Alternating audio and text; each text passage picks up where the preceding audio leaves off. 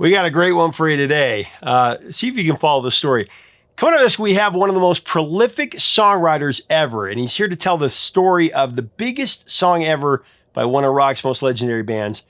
He wrote it with this band's lead singer, and he has a different story. He claims that he wrote it as an answer to a challenge from the producer of the song. This hard rock singer got into a discussion with a disco producer that it was easier to write a disco song than it was to write a rock song. So it became a bet. And he was out to prove this. He wanted to prove that he could write the song quickly. And lo and behold, the song became a monster hit. But then one of the principal members of this band publicly said that he hated it. And today's legendary songwriter got really pissed, especially since he'd given this band a smash hit that made them millions of dollars. So he told this hard rock icon to go blank himself. And then this hardcore icon gave the only apology he's ever given. The drama is really intense, and it's great stories coming up on Professor of Rock. Hey, music junkies, Professor of Rock, always here to celebrate the greatest artists and the greatest songs of all time. You know, if you were part of the Kiss Army back in the day, you're going to dig this channel of deep musical nostalgia. Make sure to subscribe below so you don't ever miss out. I've got another edition of our show, Revelations. This is where we talk to some of the greatest legends out there, and they give their stories behind the greatest songs and the greatest albums of all time. All right, so in the late 70s, Kiss was looking for a hit. And for the first time ever, they brought in an outside songwriter, and they put the four on the floor to start a massive bonfire called I Was Made for Loving You.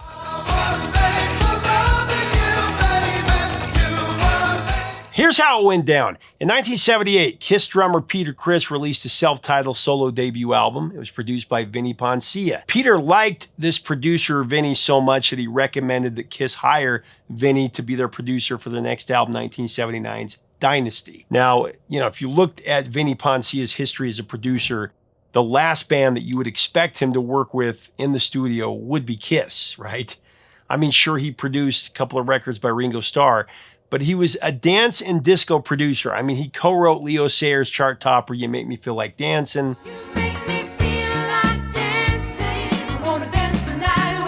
Happened in 76.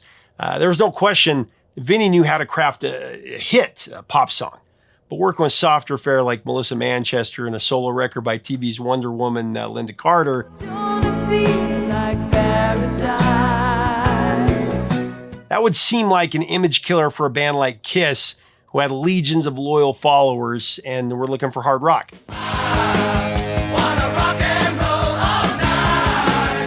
Now, despite the odd pairing, though, Vinnie was named producer for the Dynasty record.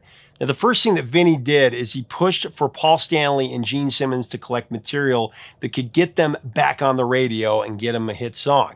Vinnie felt very strongly that Kiss needed to dig deep and compose a disco hit, get that. Paul Stanley, who was the band's primary lyricist, he got a good laugh from Vinnie's dig deep directive. First of all, Paul Stanley had no respect for the lyricism associated with disco music, and he actually shot back with an indignant retort, writing a disco hit is easy. It's much simpler to write a disco hit than it is to write a rock hit. That's tougher.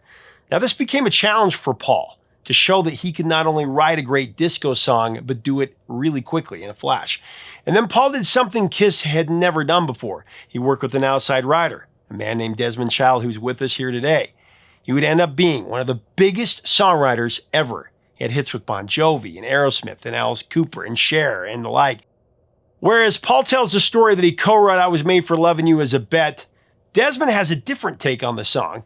So let's get into the interview and get Desmond's take. And here's the story of I Was Made for Loving You. Great stuff. Well, let's talk about your first huge hit, I Was Made for Loving You.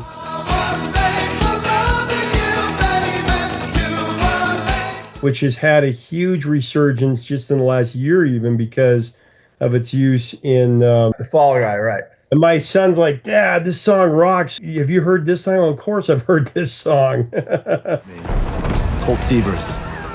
Getting blown up and hiding my face in a muddy puddle. I love the way Youngblood does it.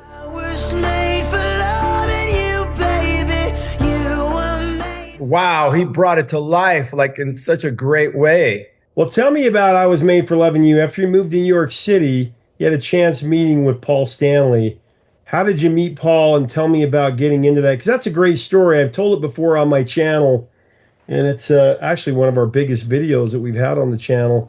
The story of I Was Made for Loving You because of what Paul Stanley says, it's easier to write a disco song than a rock song kind of thing. But tell me about it from your perspective. Well, I never heard that part, disco as opposed to rock, because that never came up for us, when we were writing the song. Paul had been going around New York, and in those days he could walk around incognito because he wasn't wearing his makeup, and he didn't have to wear a mask or anything. Nobody knew who he was. So he was walking around in the village, in the West Village, and he saw a poster of Desmond Child and Rouge.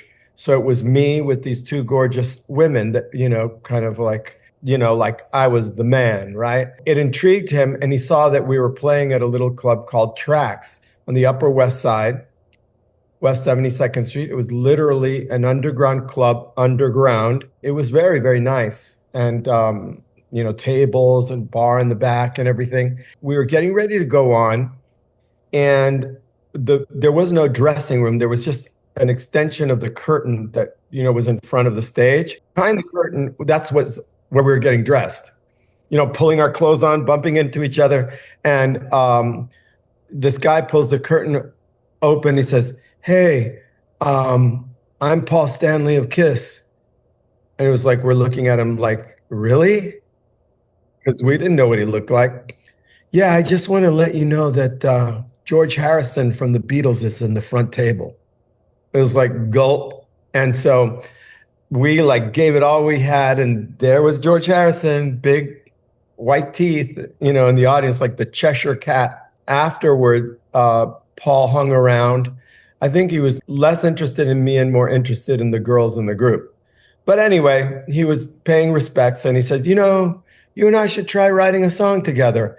I said, "Okay, we're working on our first album. Why don't you write a song with me for my group, and then I'll write a song with you for your group." And he looked at, around like, "Oh, you don't know Gene Simmons."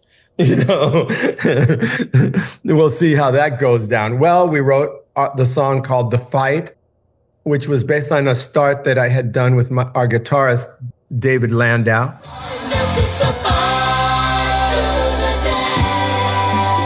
And that one had like the same thing, left, right, left, the kids on the floor. It was like upside, inside out. It was like the beginnings of that was there.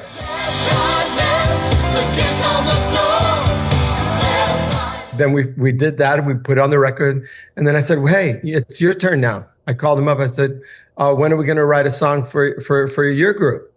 And he said, "Okay, well, let's try it. Why don't you come down to SIR?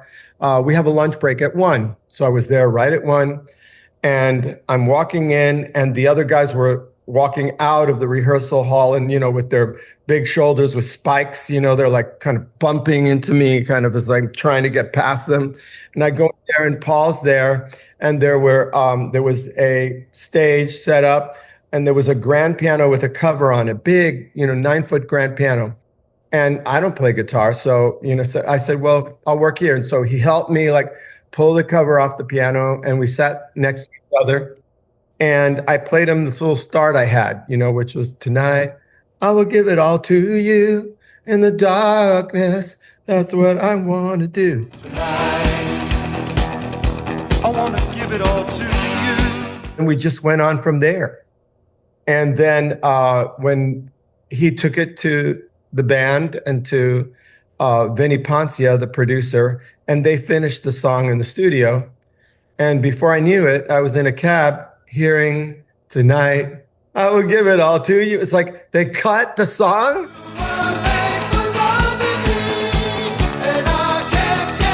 It was an instant hit all over the world. It was #1 in Australia first, and then all over. And it really took off. And people, called it controversial because they were saying, "Oh, well, they're combining rock with disco." And it's like, it wasn't disco.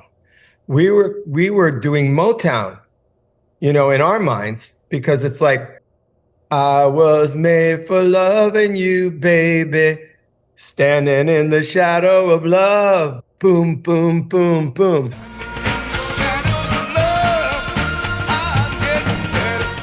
because Paul's a great admirer of Motown, always has been, and me too. So it was like one of those things. We were like perplexed, like, what disco? I wanna see it in your eyes. This is like rock soul or something, right? I think that I had gone to at NYU, which I had just graduated from. There was a history class where it talked about that the most successful music in pop was music that was influenced by R&B.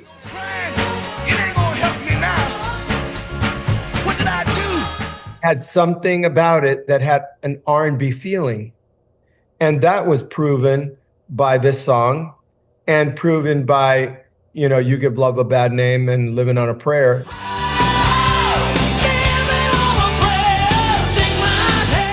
The bass line are Motown. Dun, dun, dun, dun, dun, dun, dun, dun, dun, dun.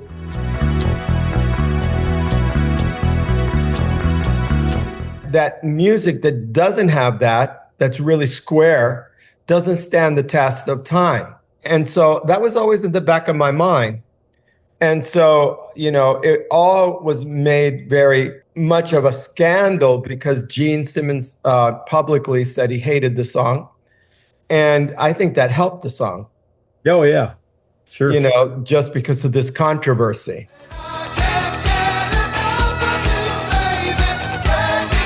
The thing that did hurt my feelings was when they decided I was having like number ones with Aerosmith and Bon Jovi. They were like, at that point, they didn't know what they were going to do. And so, we had done some great songs for them when they took their makeup off, like Heaven's on Fire.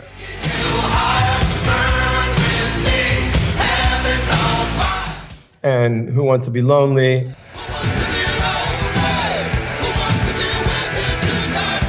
I wrote like 25 songs with Paul Stanley during my lifetime, And so Gene said, let's do an album where we don't have any, he was advertising, he was saying in every interview all over the world, hundreds of articles said, we don't need co-writers, to write our music. In fact, we put guards in front of the door of the studio to keep Desmond Child out. And I guess I should have been, happy that he said my name, but it really hurt my feelings because it's like, so I called Paul, I said, why doesn't he pick on enemies that have hurt you in your band instead of somebody that's put money in your pocket? What can I do? I can't control Gene. Gene. I said, I don't know Gene. And I said, you can tell Gene to go F himself, okay? So later on, I came home and there was a message on my answering machine that had like 4 words. Went like this: hi, it's Gene. Sorry, click. I think that's the only apology he ever gave in his entire life. Right here, I just looked it up. Biggest song for Kiss, I already knew this, that's why I brought it up. On Spotify, that's double their second, is I Was Made for Loving You. There you go. I think we're over 1 billion, right? Yeah, 1.3 billion. Rock and Roll All Night is 560,000, so it's more than double what Rock and Roll All Night. So, this also I want to point out, Desmond, one of your many gifts is that you have an ability to go into a rock band. You're the king of the comeback. People who maybe have gone 4, 5, 6 years without a hit. Cher is a good example. Cher, exactly.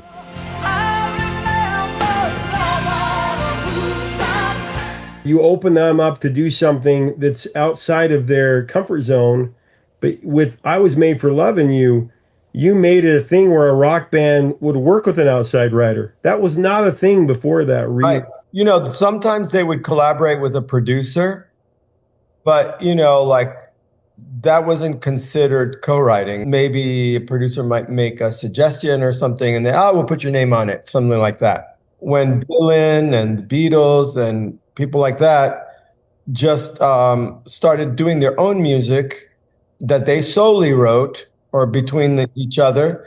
And then nobody was credible anymore unless they wrote their own music. It was a terrible thought that the critics really drove, because nobody criticized Judy Garland for not writing, Cry Me a River. They were entertainers. Or Frank Sinatra for all of his great songs. Yeah. It was like this thing that happened in the early 60s with, rock bands that wrote their own music. Then there was an expectation, but some really great performers, entertainers, didn't write, or they were too busy raking it in that, like with Ricky Martin, he didn't co-write those songs with us. She's into superstitions, black cats and voodoo dolls. He was too busy making billions while we were getting everything ready for him to come, and they give us like 2 hours and then we get him to sing a song. Upside, inside out, she's living la vida loca. And nobody cared because he was an entertainer. But I think it's been very hard on some people who are fantastic entertainers to feel the pressure of having to write a song themselves. And also, I think there's something that's really true. Even if you brought me into the room, a song, and this is really true, a song is only as good as its weakest writer, not its strongest. And so that's why I always say, make sure the weakest writer is you if you want to be successful.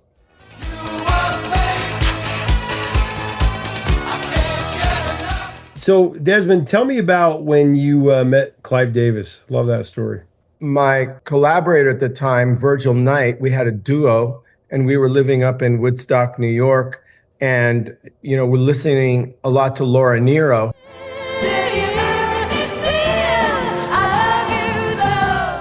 There was more to the story with her. It's like she got signed by Clive Davis. And so he was the president of Columbia Records. So we went back, we were freezing to death. And so we went back to Miami in our beat up car. And we had heard that there was going to be what they called the NARM convention, which was a National Association of Recorded Music People.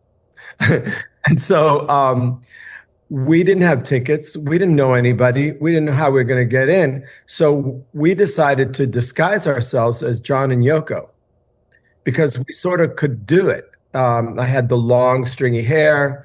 She had the long black hair. She had a kind of Asiatic look in her eyes. And I was able at that time to have a little bit of a scruffy beard. We got the granny glasses. I wore an all white suit. She wore all black with a big floppy black hat. And we just walked in and we could hear people going, John and Yoko, John and Yoko, John and Yoko. And we just kept our heads down and nobody stopped us.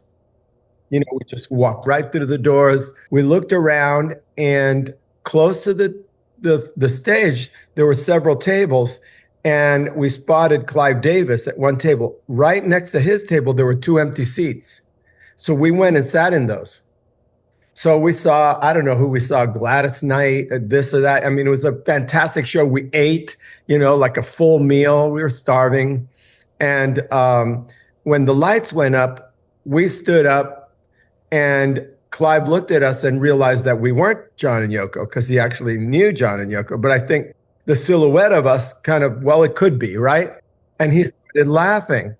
And so we said, Mr. Davis, we came here specifically to meet you. And here's our tape. And it was like a reel-to-reel in a little box with our names and everything. He was very kind. And it took like 2 months. We finally got a response with a letter signed by him. He was rejecting us, saying, we're not really looking for that kind of music. I mean, honestly, it wasn't good. But it was our very first demo. But it gave us the courage to think that somebody would take us seriously. But that's a lost art, man. We've really lost something with it, because I heard stories like that, listening to Casey Kasem, American Top 40, and growing up hearing these stories about how they got their demo to people. And that's one of the most creative I've ever heard of, you dressed up like John Lennon. But dang it, that doesn't happen the same way anymore. That's a great story. 40 years later, so that was 1972, February of 2012, Clive Davis chooses me to be the 4th recipient of the Clive Davis Legend in Songwriting Award. It was fantastic. So that's why I always encourage people that have a dream to make a life in music. It's like, well, you make your demo, and then 40 years later, Clive Davis hands you an award. That's how it works. Right. You have to start, and then like he'll eventually give you an award.